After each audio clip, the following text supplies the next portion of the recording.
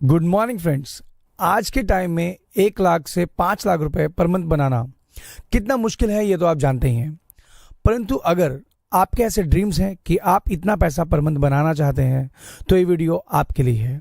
आज 1 लाख से 5 लाख आसानी से पर मंथ बनाना सिर्फ पॉलक्स कॉइन में ही मुमकिन है।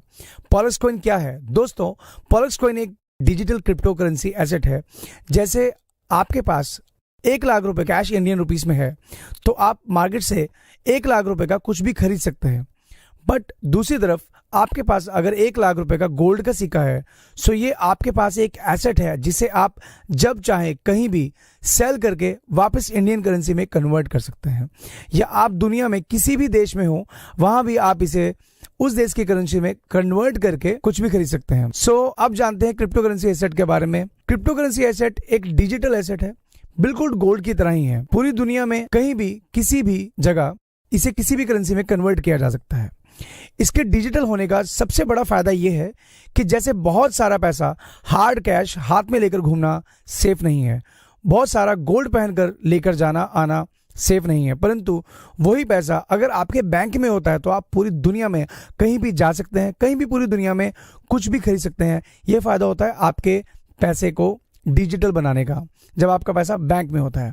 ठीक इसी तरह से अगर आपके पास डिजिटल क्रिप्टो करेंसी एसेट है तो ये बिल्कुल गोल्ड की तरह है और गोल्ड से ज़्यादा सेफ और सिक्योर है और उससे ज़्यादा बेनिफिशियल है, क्योंकि क्रिप्टो करेंसी एसेट्स को ब्लॉकचेन टेक्नोलॉजी से बनाया जाता है।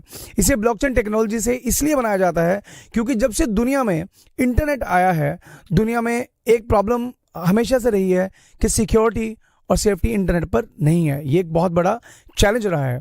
आपने सुना होगा कि लोगों के Facebook account, Twitter account hack हो जाते हैं। ठीक इसी तरह से हर दिन नई नई खबरें आती हैं कि लोगों के बैंक अकाउंट से पैसे निकल जाते हैं और उन्हें पता भी नहीं चलता। इसे ही इंटरनेट हैकिंग कहते हैं।